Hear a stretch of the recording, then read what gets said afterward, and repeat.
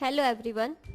Question है हमारे पास में, if the reaction sequence given below is carried out with 15 moles of acetylene, the amount of the product D formed is. ये question हमारे पास में organic plus physical दोनों से related है, मतलब इसमें ऑर्गेनिक रिएक्शंस भी लग रही है, साथ में फिजिकल मोल कंसेप्ट भी आ गया। सबसे पहले आपको ऑर्गेनिक की ये डायरेक्ट रिएक्शन गिवन है जो पता होनी चाहिए। देखते हैं हम। हमें बोल रहा है एसिटिलीन गिवन है हमारे पास में CH ट्रिपल बॉन्ड CH।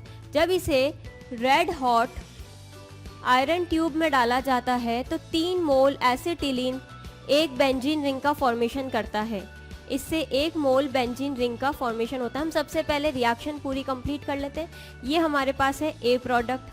आगे बोला गया है इसकी रिएक्शन हमने करवाई CH3 CH2 CH2Cl AlCl3 की प्रेजेंस में। ये रिएक्शन होती है हमारे पास में फ्रिडल-क्राफ्ट एसाइलेशन।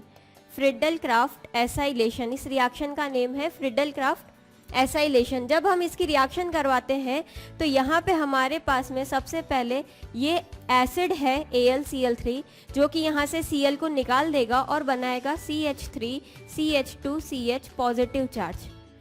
इसके अंदर होगा रीअरेंजमेंट क्योंकि ये है 1 डिग्री कार्बन। यहाँ से हमें बनेगा 2 डिग्री कार्बोकैटायन का फॉर्मेशन हो जाएगा। अब जाकर के ये बेंजीन पे अटैक करेगा और बना देगा क्यूमीन। इससे हमें मिल गया क्यूमीन। ये है प्रोडक्ट बी। आगे हमें बोल रहा है कि हमने रिएक्शन करवाई इसकी O2 एंड H3O+ के साथ में। क्यूमीन की रिएक्शन जब ऑक्सीजन की प्रेजेंस में करवाते हैं तो ये एक पर ऑक्साइड बना करके यहाँ पे हमें फिनॉल का फॉर्मेशन होता है जो कि प्रोडक्ट है सी। डायरेक्ट रिएक्शन है ये।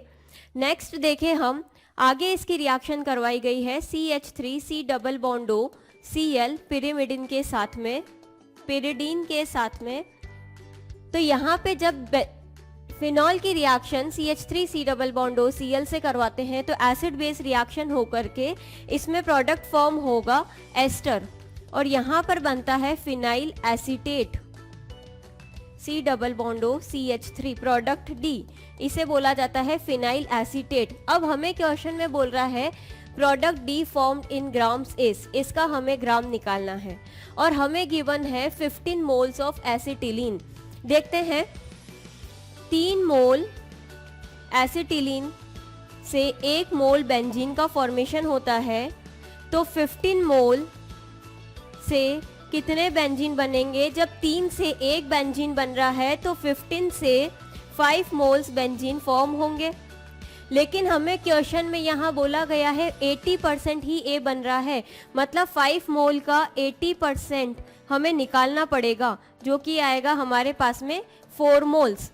तो यहाँ से हमारे पास में ए फॉर्म हुआ 4 मोल। आगे देखें, 1 मोल से 1 मोल क्यूमीन बना तो 4 मोल से बी के बनेंगे 4 मोल। लेकिन हमें क्वेश्चन में बोला है कि बी जो है वो 50% ही बन रहा है, मतलब 4 मोल का 50% निकाले अगर हम तो यहाँ से हमें मिलेगा 2 मोल। क्यूमीन के 2 मोल बनेंगे।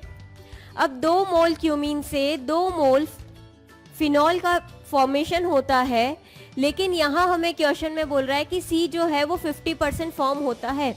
तो 2 मोल का 50% निकाला जाए तो यहाँ से हमें मिला 1 मोल, मतलब 1 मोल फिनॉल का फॉर्मेशन हुआ।